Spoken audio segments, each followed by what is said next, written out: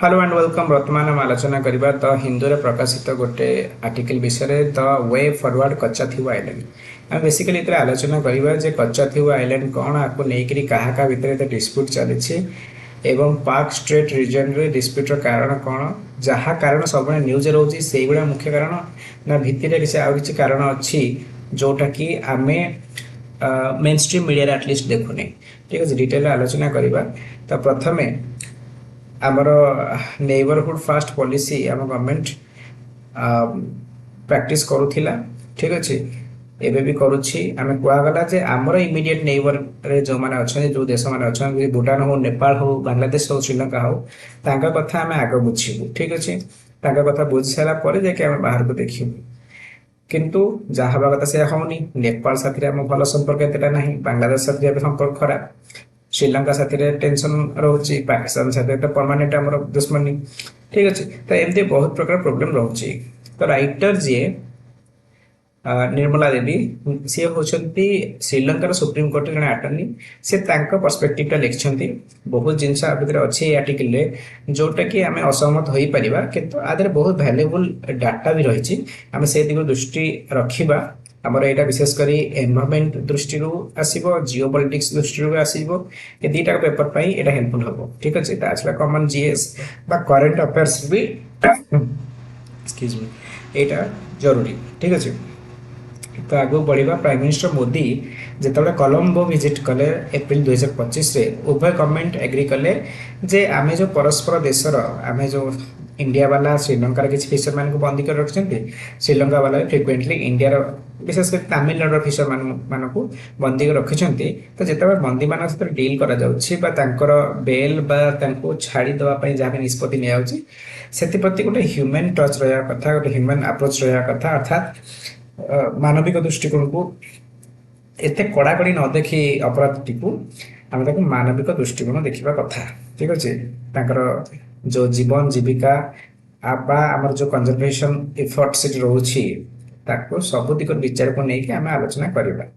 ठीक अच्छे, तो आम बर्तमान देखा जे लाइवलीहुड और कंजर्वेशन इश्यू कौन रही जे फिशिंग कम्युनिटी जो अच्छा तमिलनाडु कोस्ट रे आउ श्रीलंकार नॉर्दर्न कोस्ट रे से माने शह शह वर्ष धरी पार्क स्ट्रीट को शेयर कर बर्तमान मैप रे देखिदेवा जे पार्क स्ट्रीट कौटी एटा।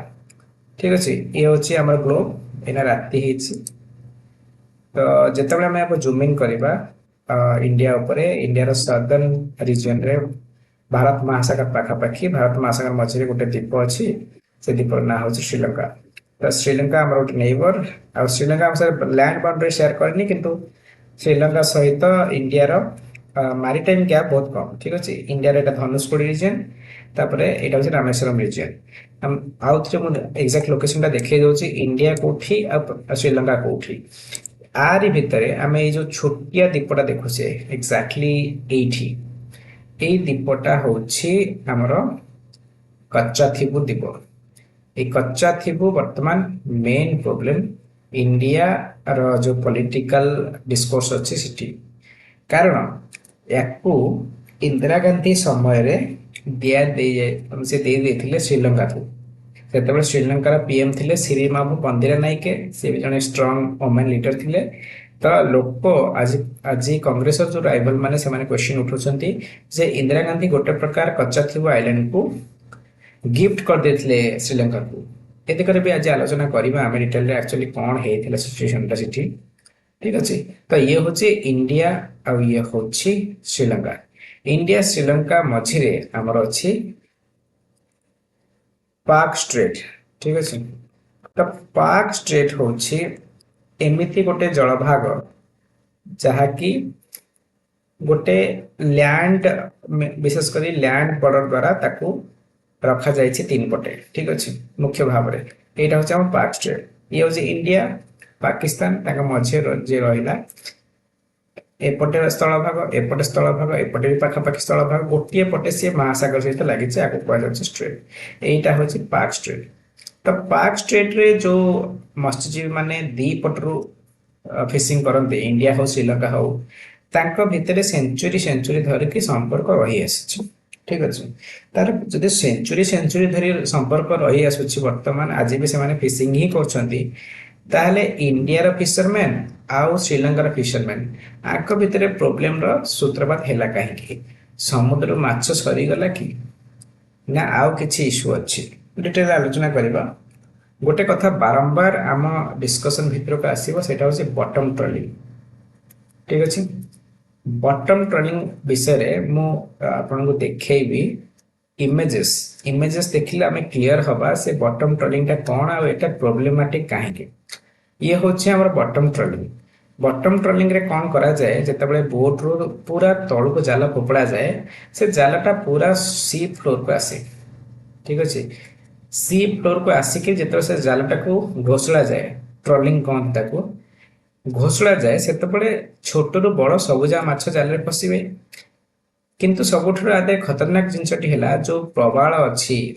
कोराल्स अच्छी जो चिंगुड़ी घेर अच्छी से सब भी नष्ट हो ठीक अच्छे रियल इमेज देखा एमती बटन ट्रॉलिंग करा जाए आउ जो छोट छोट मत्स्यजीवी मैंने अच्छा स्मॉल बोट वाला बटम ट्रॉलिंग आगे करें ना कारण स्मॉल बोट पाखे ये रिसोर्सेस ना छोट डंगा ये पावर ना ये सब मेसीनाइज्ड बोट्स एटा को भिड़ी मटर ही भिड़ी पार ठीक अच्छे लोक हाथ में भिड़ी पारे बटम ट्रॉलिंग जाल ठीक अच्छे तो आमर जो एमती ट्रॉलर वाला हो गले एमाने कमर्शियल प्रॉफिट देखिए ठीक अच्छे कमर्शियली किए प्रॉफिट कमाऊँगी छोट जो बोट वाला अच्छा लोकल फिशरमैन एमानकर जीवन व्यवसाय कथा एम घर चलो कि नाई पिला छुआ पेटे दाना बाजिब कि नाई आंक गोटे इश्यू यही जो इश्यूटा बारंबार कहुचे मीडिया सब यही कथा ही हाइलाइट हो मीडिया हाइलाइट कौन हो श्रीलंकार जो फिशरमैन से माने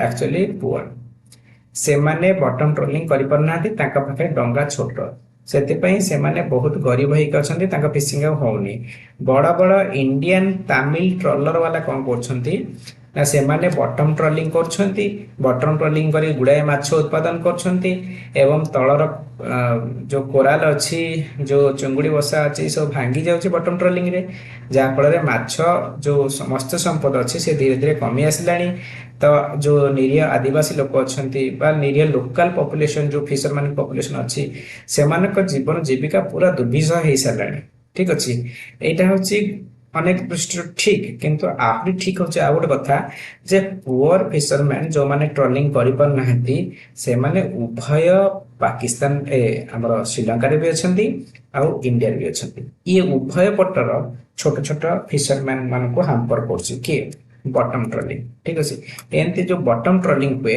एमाने बहुत ह्यूज अमाउंट रो मत्स्य संपद उठे नहीं जाती माछ कंकड़ा चिंगुड़ी सबकि उठे नहीं जाती जोटा धरिया जो गोटे छोट कैबर्त बा छोट फिशरमैन घर चली था मासे एमाने गोटे ओड़ी रे सेटिकी ताठू अधिका ट्रॉलिंग करनी बड़ बड़ ट्रॉलर अधिकारी माने ठीक अच्छे तो स्वाभाविक भाव में आपको नहीं श्रीलंकन नाभी सतर्क हो जा कथा कारण श्रीलंकार जो नॉर्दर्न प्रोविंस अच्छी पुणी थे मैप पाखु जावा श्रीलंकार जो नॉर्दर्न प्रोविंस अच्छी तो से केबे भी भारतर एमती एकचाटिया भारतीय मत्स्यजीवी मानकर कतिपय मत्स्यजीवी मानकर एमती एकचाटिया काम को सी केबे पसंद करेंगे तो एथि कॉन्फ्लिक्ट होची तो जेतबळे एई जो भारत पाखापाखि समुद्र अच्छी ए सब को बुली बुली बुली बुली अनेक थर ट्रॉलिंग करी करी करी जेतबळे एई एरिया रो मत्स्य संपद कमी गला बा जो सामुद्रिक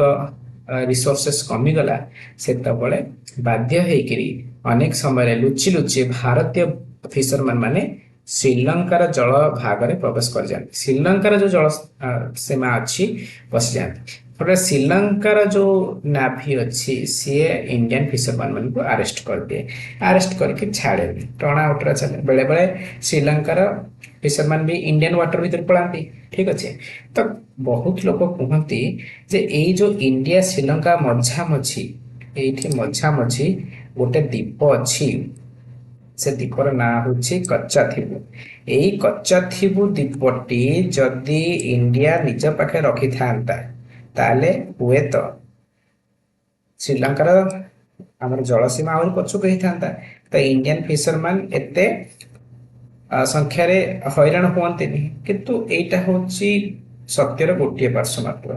ଯଦି ଆମେ ଇତିହାସ ଦେଖିବା, ଏଇ ଯେଉଁ ରାଇଟର କହୁଛନ୍ତି ନିର୍ମଳା ଦେବୀ, ସେ କହିବା କଥା ଯେ ଏଇ ଯେଉଁ କଚ୍ଚାଥିବ ଆଇଲ୍ୟାଣ୍ଡ, ଏଇଟା ହେଉଛି ଏଇ ପ୍ରୋବ୍ଲେମର ବହୁତ ଛୋଟ ଅଂଶ।